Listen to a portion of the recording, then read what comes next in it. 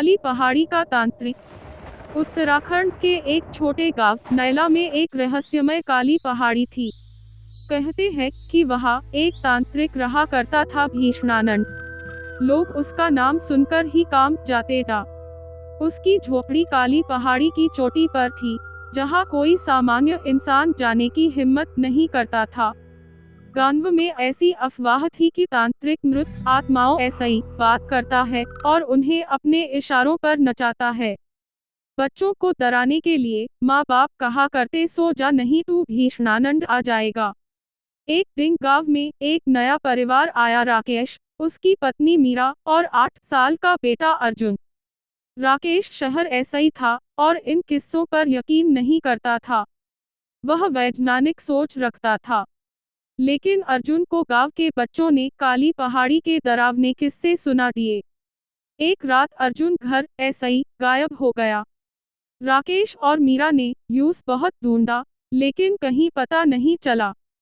तभी किसी ने बताया कि अर्जुन को आखिरी बार काली पहाड़ी की ओर जाते देखा गया था। मीरा रोने लगी, लेकिन राकेश ने तुरंत टॉर्च उठाई और पहाड़ी की ओर चल पड़ा। रात का समय, घना जंगल और हर ओर सन्नाटा। जब राकेश पहाड़ी के पास पहुंचा, तो यूस एक मंद रोशनी दिखाई दी, जैसे कोई दिया जल रहा हो। वह चुपचाप उस दिशा में बढ़ा। सामने एक पुरानी झोपड़ी थी। झोपड़ी के बाहर काले कपड़े में लिपटा एक बूढ़ा आदमी बैठा था। भीषणानंद, कौन हो तुम? बूढ़े ने आंखें खोली। मैं राकेश हूँ। मेरा बेटा अर्जुन गायब है। सुना है वो यहाँ आया था। भीषणानंद कुछ देर चुप रहा, फिर बोला, बच्चे की आत्मा भटक रही है। तुम्हारा बेटा उस पत्थर के पीछे है। राकेश दौड़कर गया और देखा अर्जुन बेहोश पड़ा था। वह तुरंत यूस गोद में उठाकर झोपड़ी के पास लाया। तुमने इसे क्या किया? राकेश चिल्लाया।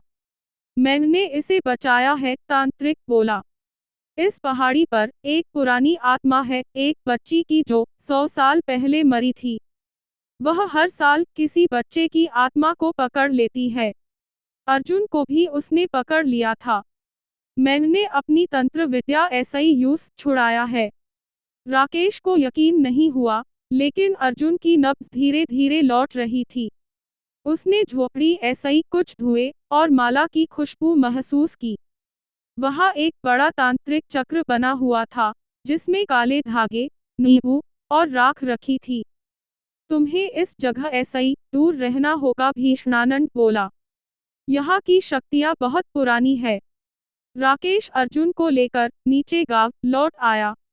मीरा की आंखों में आंसू था, लेकिन उसने राकेश को देखकर राहत की सांस ली। अर्जुन कुछ दिनों तक बीमार रहा, लेकिन धीरे धीरे ठीक हो गया। राकेश अब भी उस रात को एक भ्रम समझता था, लेकिन गाँव वालों के लिए भीषणानंद अब कोई डरावना नाम नहीं रहा, वह एक रक्षक बन गया। कहते हैं कि कुछ महीने बाद भीषणानंद अचानक गायब हो गया। उसकी झोपड़ी वीरान हो गई। लेकिन आज भी अगर कोई बच्चा गलती ऐसा ही उस पहाड़ी की ओर चला जाए, तो कोई अनजानी शक्ति यूस वापस गांव की ओर मोड़ देती है। गांव वाले अब तांत्रिक की पूजा करते हैं। उन्होंने पहाड़ी के नीचे एक छोटा मंदिर बनवाया, भीषण बाबा का स्थान। वहाँ हर अमावस्या को दिया जलाया जाता है, ताकि आत्माएं शांत रहें। सीखा, हर रहस्य डरावना नहीं होता। कभी कभी डर के पीछे छुपी होती है एक अनोखी सुरक्षा। और जो लोग हमें भूतिया लगते हैं, वे शायद किसी अदृश्य शक्ति ऐसे ही हमें बचा रहे होते हैं।